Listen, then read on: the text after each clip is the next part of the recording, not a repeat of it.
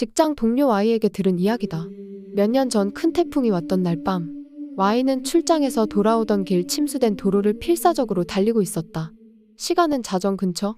저녁 지날 무렵부터 호우경보가 내린 상태였기에 그 무렵에는 다른 차도 거의 없었다. 그저 수십 미터 간격으로 놓인 가로등 불빛만 따라갈 뿐 시야는 최악이었다. 도로는 점점 불어나는 물에 잠겨가고 있었다. 그럼에도 Y는 어떻게든 쏟아지는 빗 속에서 와이퍼를 최대한 빠르게 켠 채 필사적으로 달려갔다. 하지만 마침내 더는 나아갈 수 없는 상황이 와버렸다. 창을 열고 차 아래쪽을 살피니 타이어가 거의 물에 잠길 수준이 되어 문틈새로 물이 서서히 새어들어오고 있었다. 더는 안 되겠다 싶어서 Y는 자신이 가입한 자동차 보험회사에 전화해 도움을 청하기로 했다. 분명 특약 중 집중 호우 상황에서의 구조 관련 조항이 있었으니까. 실제로 이런 걸 부르는 건 처음이라 좀 긴장하며 전화를 했는데 늦은 시간임에도 불구하고 보험사 측에서는 바로 대응에 나섰다. 정중하게 사정을 설명하자 곧바로 구조팀을 파견하겠다는 대답이 돌아왔다고 한다. Y는 자신이 현재 있는 위치를 상세하게 전한 뒤 부탁드리겠습니다 하고 전화를 끊었다. 비는 계속 쏟아지고 바람도 요란하다. 밖은 어두운데 그저 불안할 따름이다. 빨리 안 오려나 하면서 멍하니 시간을 보내고 있는데 사이드 미러의 뒤에서 희미하게 불빛이 다가오는 게 보이더란다. 겨우 구조가 왔구나 싶어 Y는 안심했다. 소형 트럭 같은 차가 Y의 차 뒤에 딱 멈추더니 우비를 입은 스태프가 나타났다. 창문을 콩콩 두드리기에 살짝 열자 괜찮습니까? 하는 질문이 날아왔다. 생각보다 더 젊은 아직 청년 같은 남자였지만 Y에게는 구세주처럼 보였다. 빨리 오셨네요. 나오실 수 있겠어요? 수압 때문에 문이 안 열릴 것 같네요. 그럼 창문으로 나오시죠. 제가 끌어드릴게요. 솜씨 좋은 스태프 덕분에 Y는 무사히 차에서 나왔다. 스태프는 자신이 입은 것과 같은 우비를 Y에게 건네고 뒤편 트럭까지 안내했다. Y는 구조 차량 조수석에 타고 스태프가 건넨 수건으로 몸을 닦았다. 스태프는 Y의 차 엔진과 침수 상황을 조사해야 한다며 잠시 기다려달라고 말했다. 이건 서비스입니다. 몸이 좀 따뜻해질 거예요. 스태프는 Y에게 보온병을 내밀고 빗속으로 걸어나갔다. 서비스 좋네 하고 감탄하며 Y는 보온병 안에 든 것을 컵에 따랐다. 홍차였다. 따뜻하다. 김과 함께 좋은 향기가 차 안가득 퍼져나간다. 뜨거운 걸 잘 못 먹는 탓에 야금야금 마시고 있는데 전화가 왔다. 보험회사에서 걸려온 전화였다. 구조가 잘 도착했나 확인하려고 전화했나 싶어 Y는 전화를 받았다. Y씨 되시나요? A보험입니다. 지금 상황이 어떠신가요? 네, 감사하게도. 실은 정말 죄송하게도 지금 비길이 호우경보 때문에 출입 통제 중입니다. Y씨가 계신 곳까지는 크게 우회해서 가야 돼서 아마 스태프가 도착하기까지 앞으로 최소 40분 내지 50분은 걸릴 것 같아요. 네? 뭐라고요? 여보세요? 여보세요 Y씨? 괜찮으신가요? 저 네, 말씀하세요. 스태프분 벌써 오셨는데요. 뭐라고요? 10분 전쯤에 남자분 젊은 분이요. 벌써 덕분에 차에서 나왔습니다. 정말이신가요? 네, 지금 홍차도 주셔서. 홍차요? 대화가 영 이어지질 않는다. 보험사 직원은 잇따라 질문을 해온다. 그 구조 차량은 몇 시쯤 왔는지, 어떤 차량인지, 어떤 인상착의에 몇 명이 와서 어떻게 대응했는지. 하나하나 대답하는 사이 휴대폰을 쥔 Y의 손에는 식은땀이 배어갔다. 불안 때문에 자신이 점점 빠르게 말하고 있는 게 느껴졌다. 보험사 직원은 Y씨 일단 진정하세요. 라고 말한 뒤 한 호흡 쉬고 이렇게 물었다. 저 그 사람 정말 저희 직원입니까?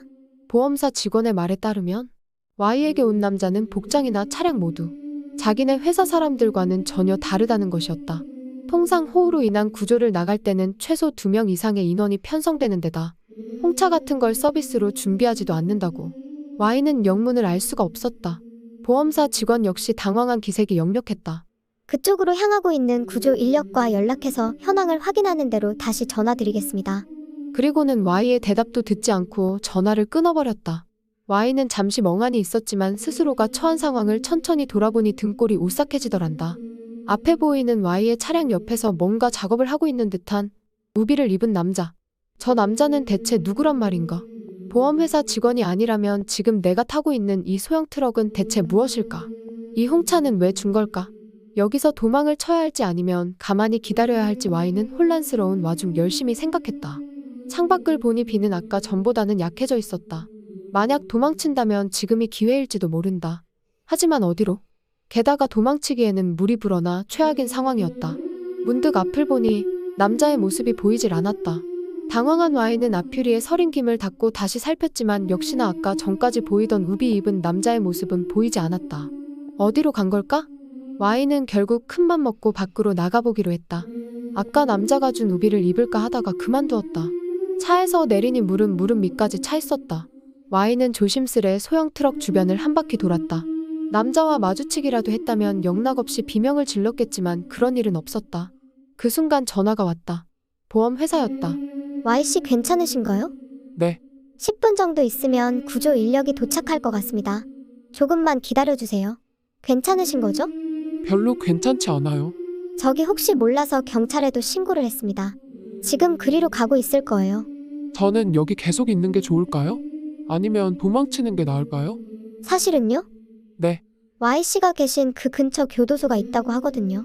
네? 그 주변에 평소 같으면 경찰차가 밤에 순찰도 돈다고 하는데 오늘 밤은 태풍이 와서 순찰도 쉬고 있던 터라 금방 출동하겠다고 하더라고요. 괜히 불안한 이야기만 늘어놓고 전화는 끊겼다. 전화는 끊겼지만 Y는 다시 차 안으로 돌아갈 생각도 할 수 없었다. 혹시 모른다는 생각에 다시 소형 트럭 주위를 한 바퀴 돌아보기로 했다. 남자의 모습이 호련히 사라진 것이 어쨌든 불안했으니까. 그리고 Y가 딱 소형 트럭 바로 뒤까지 돌아간 순간 갑자기 트럭에 시동이 걸리는 소리가 났다. 설마 싶었지만 쏟아지는 빗 속에서 소형 트럭은 지축을 흔들며 움직이기 시작했다. 심지어 후진으로. Y는 황급히 물을 헤치며 뒤로 도망쳤다. 하지만 소형 트럭은 아직 후진하고 있었다. 무척 느린 속도로. Y가 바로 뒤에 있다는 것을 알고 있다는 듯 굳이 느린 속도로 천천히 후진하며 다가오고 있었다. Y는 가벼운 패닉 상태에 빠진 채였다. 도망쳐도 트럭은 뒤에서 계속 따라온다. 그때 헤매던 Y의 눈에 이리로 다가오는 자동차 불빛이 들어왔다. Y는 그 불빛을 향해 필사적으로 달렸다. 이번에는 보험회사의 로고가 찍힌 진짜 대형 트럭이었다. 소형 트럭은 Y를 쫓아오던 걸 그만두고 전방을 향해 엄청난 속도로 달려가 버렸다. Y는 지친 나머지 빗속에 주저앉았고 보험회사 구조 인력에게 부축을 받았다. 보험회사 직원 2명도 Y를 덮치려 하던 소형 트럭을 분명히 봤다고 했다. Y의 차에는 아무 일 없었다고 한다.